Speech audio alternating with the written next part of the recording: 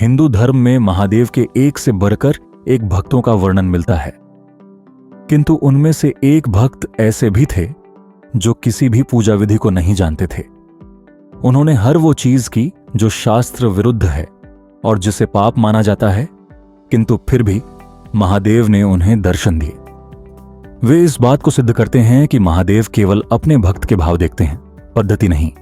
उनका नाम था कन्नप्पा। इनके जन्म के विषय में कई कथाएं प्रचलित हैं। मूल रूप से ये एक तमिल भील परिवार में जन्मे। इनके पिता का नाम राजा नाग एवं माता का नाम उडुपुरा था। दक्षिण भारत, विशेष रूप से तमिलनाडु में इनकी बड़ी महत्ता है। ये उन 63 तमिल संतों में से एक हैं जिन्हें नयनार कहा जाता है। इनकी पत्नी का नाम नीला बताया गया है। ये एक व्याध थे जो शिकार कर अपना पालन पोषण करते थे। इनके जन्म के विषय में मान्यता है कि द्वापर युग में जब महादेव ने पांडुपुत्र अर्जुन की परीक्षा लेकर उन्हें पाशुपतास्त्र प्रदान किया, तब अर्जुन ने उनसे प्रार्थना की कि वे अगले जन्म में उनके महान भक्त बने। भगवान शंकर ने उन्हें ये आशीर्वाद दे दिया। कलयुग में अर्जुन ही कन्नप्पा के रूप में जन्मे और महादेव के अनन्य भक्त बने। एक बार कन्नप्पा आखेट करते करते बहुत दूर जंगल में निकल गए। वहां उन्हें एक अत्यंत ही प्राचीन और जीर्ण मंदिर दिखा। जब वे उस मंदिर के अंदर पहुंचे तो उन्हें एक दिव्य शिवलिंग के दर्शन हुए। उसके दर्शनों से ही कन्नप्पा के मन में शिव भक्ति का संचार हो गया। उन्होंने तुरंत ही उस मंदिर को साफ किया। उनके मन में उस शिवलिंग की पूजा करने का विचार आया, पर उन्हें शिव पूजा के बारे में कुछ पता नहीं था। तब उन्होंने सोचा कि महादेव को कुछ खाने और पीने को ही दे दिया जाए। ये सोचकर वे जंगल गए और एक शूकर का शिकार किया। उसे काटकर वे उसका मांस एक पत्तल में लेकर चले। दूसरे हाथ में उन्होंने एक पात्र में मधुमक्खियों के छत्ते से कुछ मधु इकट्ठा कर लिया।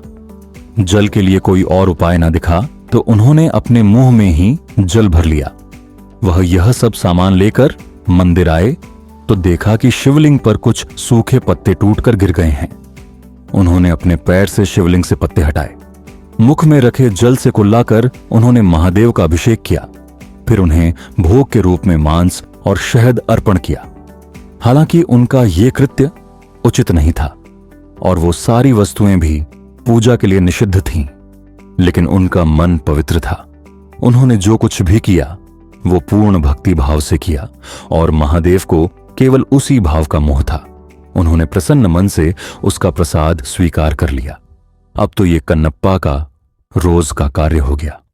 वो प्रतिदिन उसी प्रकार पैरों से पत्ते साफ कर, मुंह के कुल्ले से शिवलिंग का अभिषेक कर उन्हें मांस और शहद अर्पण करने लगा।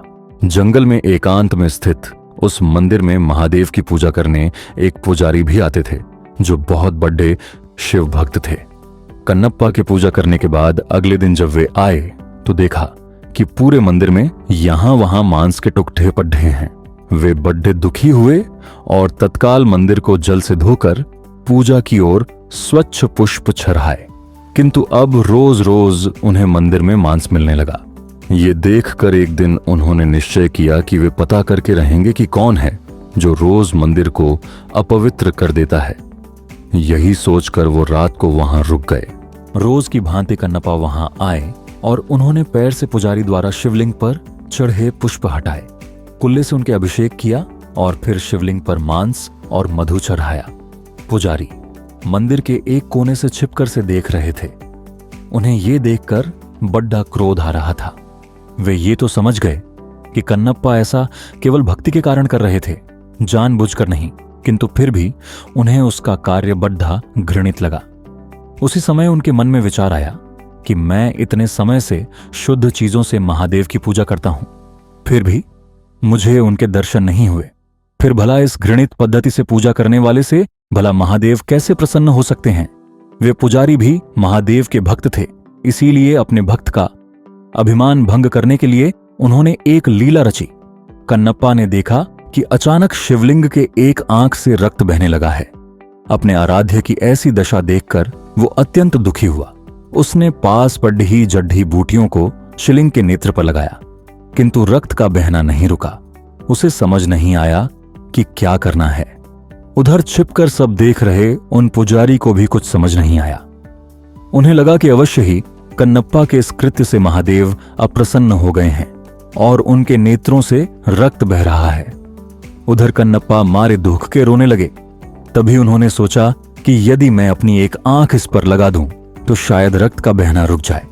ये सोचकर उन्होंने अपने एक बाण से अपना एक आंख निकाला और शिवलिंग के नेत्र पर रख दिया। इससे रक्त बहना बंद हो गया। कन्नप्पा की प्रसन्नता का ठिकाना ना रहा। तभी शिवलिंग के दूसरे नेत्र से रक्त निकलने लगा। अब तो कन्नप्पा को इसका उपचार मिल चुका था, इसीलिए उसने अपने दूसरे नेत्र भी निकालने का निश्चय किया। तब उसे ध्यान आया कि दूसरा नेत्र निकालने पर तो वो कुछ देख नहीं पाएगा, फिर सही स्थान पर नेत्र कैसे लगा पाएगा। ये सोचकर उसने अपने पैर का अंगूठा शिवलिंग के नेत्र पर रखा ताकि वो नेत्रहीन होकर भी अपने नेत्र सही स्थान पर लगा पाए। फिर जैसे ही उसने अपने बाण से अपना नेत्र निकालने का यत्न किया, महादेव ने स्वयं प्रकट हो उसका हाथ पकड़ डेच लिया। अपने आराध्य के दर्शन होते ही कन्नप्पा उनके चरणों में गिर पड़ा। महादेव ने उसके दोनों नेत्र ठीक कर दिए। तब बाहर छिपकर सब देख रहे ब्राह्मण भी अंदर आकर महादेव के चरणों में गिर पड़े। उन्होंने कहा, हे महादेव, मेरे मन में अहंकार आ गया था कि मैं आपका सबसे बड़ा भक्त हूं, किंतु आज कन्नप्पा ने मेरा ये अभिमान तोड़ डाल दिया। इनके कारण ही मुझे आज आपके दर्शनों का सौभाग्य मिला है। आज मुझे समझ आ गया कि आपको केवल भाव से ही प्राप्त किया जा सकता है, किसी पूजा पद्धति से नहीं। तब महादेव ने दोनों को आशीर्वाद दिया और अंतर्धान हो गए। वर्तमान में आंध्र प्रदेश के तिरुपति जिले के कालहस्ती नामक जगह पर महादेव का वही शिवलिंग श्री कालहस्ती महादेव के नाम से स्थापित है। मान्यता है कि भक्तराज कन्नप्पा ने इन्हीं शिवलिंग पर अपने नेत्र अर्पण किए थे।